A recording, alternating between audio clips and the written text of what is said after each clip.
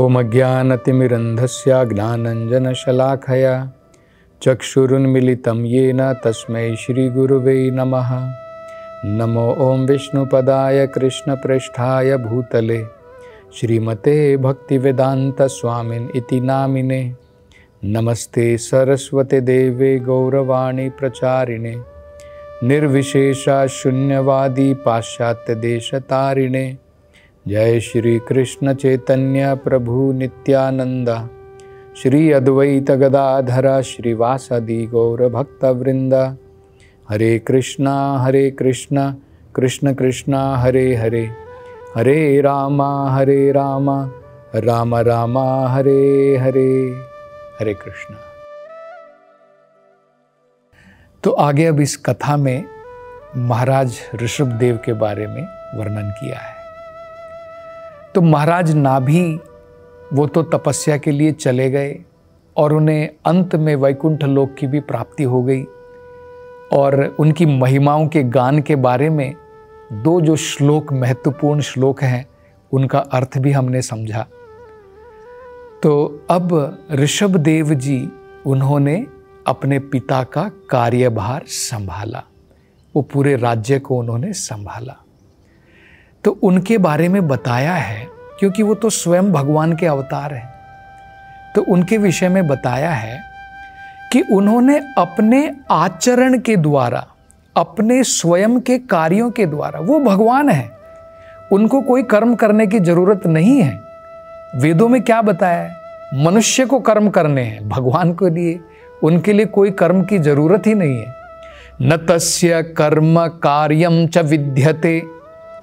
वेदों में कहा है भगवान के लिए कोई कार्य नहीं कि उनको कुछ काम करना है, लेकिन जनता को सिखाने के लिए, मनुष्य समाज को सिखाने के लिए किस प्रकार से हमें अपने कर्तव्यों का पालन करना है, कैसे हमें अपने कर्म करने चाहिए, वो सिखाने के लिए स्वयं ऋषभदेव जी ने इन अलग अलग कर्तव्यों का पालन किया, लोगों को शिक्षा प्रदान करने के लिए।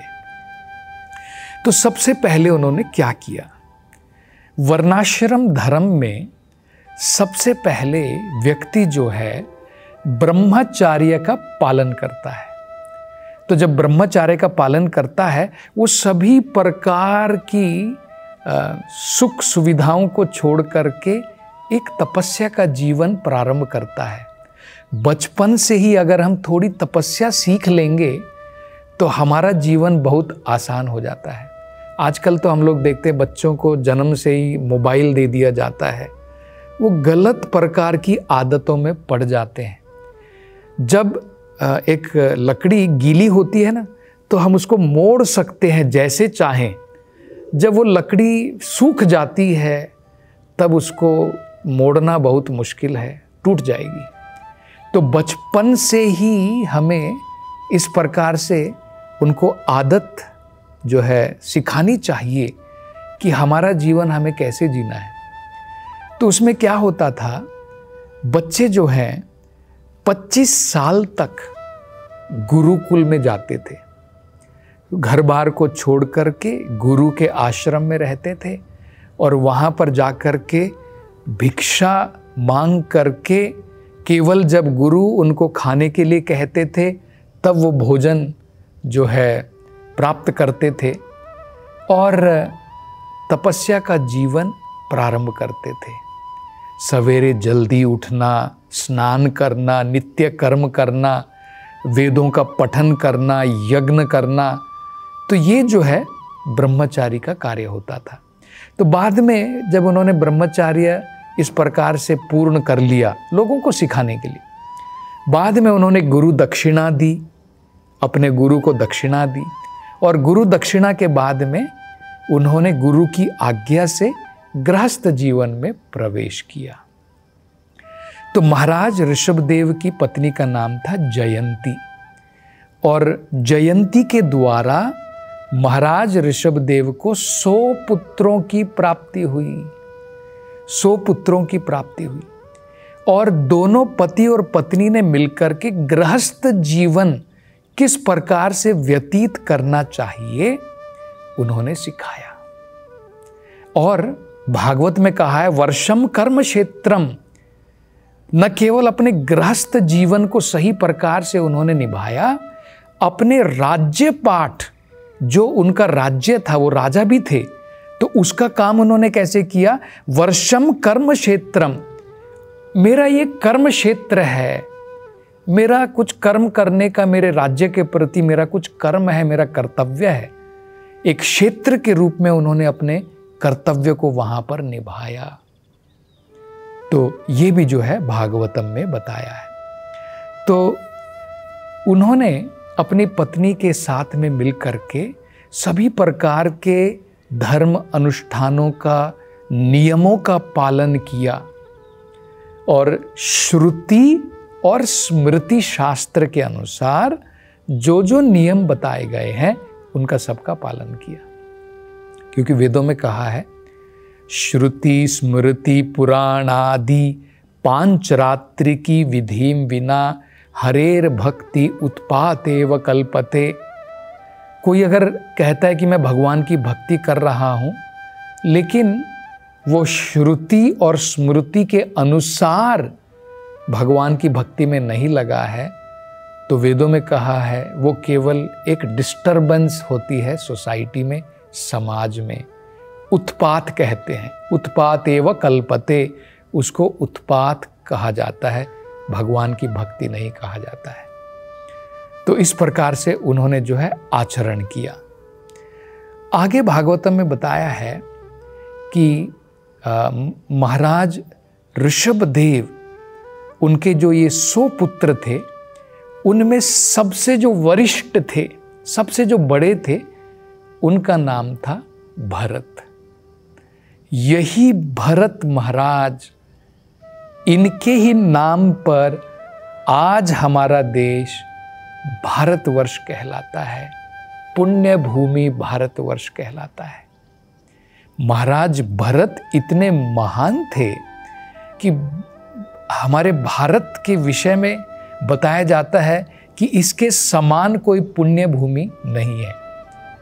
लेकिन हमें यह समझना है उस समय, आज भारत बहुत छोटा बन करके रह गया है, अन्यथा जिसे आजकल भी लोग कहते हैं ना अखंड भारत, उस समय में ये भारत इतने सारे भागों में नहीं बटा था। पहले पूरे पृथ्वी मंडल को भारत कहा जाता था। तो आज जो भारत भूमि है, जहां पर सनातन धर्म का पालन होता है, उसको भारतवर्ष कहते हैं। तो चैतन्य महाप्रभु भी भारत के विषय में देखिए क्या कहते हैं। वो कहते हैं भारत भूमि ते मनुष्य जन्म होई लो यार। भारत भूमि में जिसने भी मनुष्य का जन्म लिया है, जन्म सार्थक करी उसे, क्योंकि भारत भूमि में हमें इतना अवसर मिलता है कि हम अपने जीवन को सार्थक कर सकते हैं, सफलता की तरफ, आध्यात्मिकता की तरफ बढ़ा सकते हैं। जन्म सार्थक करी, करी परो उपकार, अपने जीवन को सार्थक करना है और बाद में हमें परोपकार करना है, दूसरे लोगों के ऊपर उपकार करना है, उनकी भलाई के लिए भी कार्य करना है। ये भारत भूमि का मतलब होता है। आगे महाराज ऋषभदेव के बारे में, उनके पुत्रों के, अन्य पुत्रों के बारे में वर्णन किया गया है। बहुत सुंदर वर्णन है और बड़ा समझने लायक है। देखिए क्या बताया है। उन्होंने कहा है ऋषभदेव के 100 पुत्र थे। एक जो सबसे ज्येष्ठ था, जो सबसे उनमें बड़ा था, उनका नाम था भरत।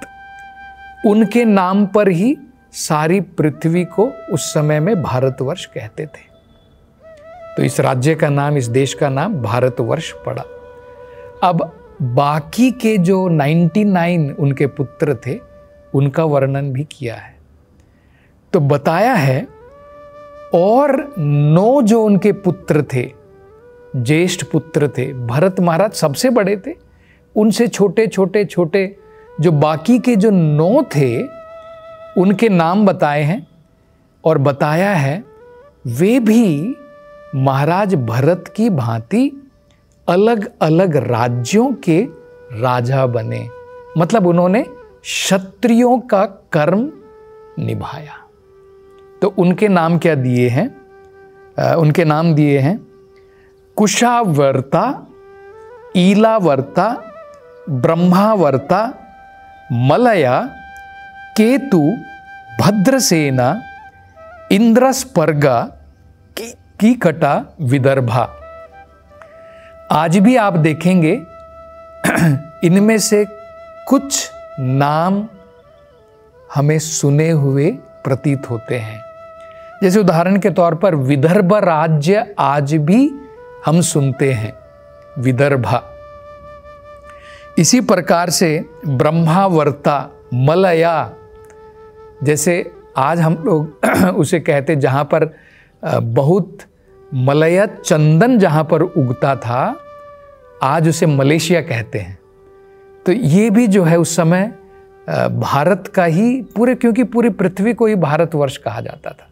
तो अलग अलग राज्यों में ये जो 9 और भरत महाराज को मिलकर के 10 हो गए। तो इन 10 ने अलग अलग राज्यों का कार्यभार संभाला और उन क्षेत्रों का नाम इनके नाम से ही विख्यात हुआ। जहाँ पर भरत महाराज राज्य करते थे, जो सम्राट थे पूरे भारतवर्ष के, उसका नाम पड़ा भारतवर्ष। जहाँ पर महाराज कुशावर्ता थे, उस राज्य का नाम पड़ा कुशावर्त। एक राज्य का नाम पड़ा ईलावर्त, ब्रह्मावर्ता, मलया, केतु, भद्रसेना, इंद्रस्पर्गा, कीकटा, विदर्भा। तो ये 9 उनके भरत महाराज, और 9 कितने हो गए? 10। इन्होंने सबने क्षत्रिय का कर्म निभाया। अब आपको जान करके आश्चर्य होगा, देखिए महाराज ऋषभदेव जो हैं वो क्षत्रिय के पुत्र हैं, मतलब वो क्षत्रिय हैं और वो राजा भी हैं। अब ये देखिए, ये वैदिक समय की बात है, आज की बात नहीं है, वैदिक समय की बात है। उनके 10 पुत्र क्षत्रिय बने। आपको ये जानकर के बड़ा आश्चर्य होगा, उनके एक और 9 जो पुत्र थे, उन्होंने क्या किया? उनके बारे में कहा है महाभागवता। उन्होंने जो रास्ता चुना, महाभागवत का रास्ता चुना। मतलब उनका कार्य क्या था वो बताया है, भागवत धर्म दर्शना। भागवत धर्म के बारे में लोगों को समझाना, भागवत धर्म का प्रचार करना। मतलब ये भगवान के महान भक्त बने, वसुदेव भगवान, कृष्ण भगवान के महान भक्त बने। वो कितने थे उनके पुत्र? 9 पुत्र थे। उनके नाम भी बताए हैं कवि, हवि, अंतरिक्षा, प्रबद्धा, पिपलायना, अविर्होत्रा, दुर्मिला, चमसा और करभाजन। इन 9 के बारे में बाद में शुकदेव गोस्वामी अलग से भी वर्णन करेंगे। दूसरे स्कंध में इन 9 पुत्रों का जो भागवत बने, महाभागवत बने, भगवान के महान भक्त बने, और जिन्होंने, उनका कार्य क्या था? इन्होंने राज्यभार नहीं संभाला, ये भागवत प्रचारक बने। भागवत, भगवान की महिमाओं का गान किया और भागवत का प्रचार किया। ये कार्य इन्होंने किया। अब कितने बच गए?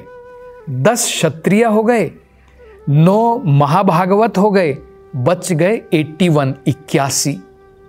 ये जो 81 थे, 81 थे, ये ब्राह्मण बने। अब देखिए, बड़े आश्चर्य की बात है ना। हम लोगों के मन में भर दिया गया है ब्राह्मण का बेटा ही ब्राह्मण होता है, क्षत्रिय का बेटा क्षत्रिय होता है, शूद्र का बेटा शूद्र ही होगा। लेकिन यहां पर आप देख सकते हैं, वैदिक समय की बात है। यहां पर इतना बड़ा उदाहरण आप देख सकते हैं। महाराज ऋषभदेव के 100 पुत्रों में अलग अलग पुत्रों ने अलग अलग कार्य किए। वो अलग अलग उन्होंने धर्म का पालन किया वर्णाश्रम में। उनमें से 10 क्षत्रिय का उन्होंने धर्म का पालन किया, क्षत्रिय धर्म का। 81 ने 81 उन्होंने ब्राह्मण धर्म का पालन किया। अब भला क्षत्रियों के घर में जन्म लेकर के वो ब्राह्मण कैसे बन गए? तो ये हम लोग देख सकते हैं, क्योंकि ये वर्णाश्रम का जो विभाग बताया गया है कर्म के और गुण के अनुसार है, जन्म के अनुसार नहीं है। जन्म के अनुसार नहीं है। जन्म के अनुसार केवल एक बढ़िया एटमॉस्फियर, वातावरण और उनको जो है एक प्रकार का अवसर प्राप्त होता है, बस इतना है। बड़ा सरल है समझना। एक डॉक्टर का बेटा अपने आप डॉक्टर नहीं बन जाता है, लेकिन उसका वातावरण और प्रोत्साहन उसे मिल सकता है कि वो आसानी से डॉक्टर बन सकता है। तो ब्राह्मण के घर में जिसने जन्म लिया है उसके लिए सरल होता है ब्राह्मण का कार्य करना। क्षत्रिय के घर में जिसने जन्म लिया है उसके लिए सरल होता है क्षत्रिय का कार्य करना। लेकिन यहां पर हम देख सकते हैं, देखिए उन्होंने ब्राह्मण की क्या क्या कर्म की ये भी बताया है। कहा है महाश्रोत्रिया, इन्होंने क्या किया? वेदों का पठन किया। वेदों का पठन किया, ये वेद में बिल्कुल निपुण हो गए। यज्ञशीला, यज्ञ करना सीखा और उसमें भी निपुण हो गए। कर्म विशुद्धा, और ब्राह्मण के कर्म जो है शुद्ध कर्म होते हैं, तो उन्होंने उसका भी पालन किया। तो ये बड़ा सुंदर उदाहरण वेदों के द्वारा स्वयं भागवत में है कि ये जो भगवान भगवत गीता में उन्होंने कहा है वो बिल्कुल सही है। चातुर्वर्णा मया श्रेष्ठम, ये 4 वर्ण भगवान ने ही बनाए हैं। 4 वर्ण कौन से हैं? ब्राह्मण, क्षत्रिय, वैश्य, शूद्र। लेकिन गुणा कर्म विभागशः, गुण और कर्म के द्वारा भगवान ने बांटा है, जन्म के द्वारा नहीं। तो और आगे इस कथा में वर्णन हम अगली कथा में करेंगे। हरे कृष्णा।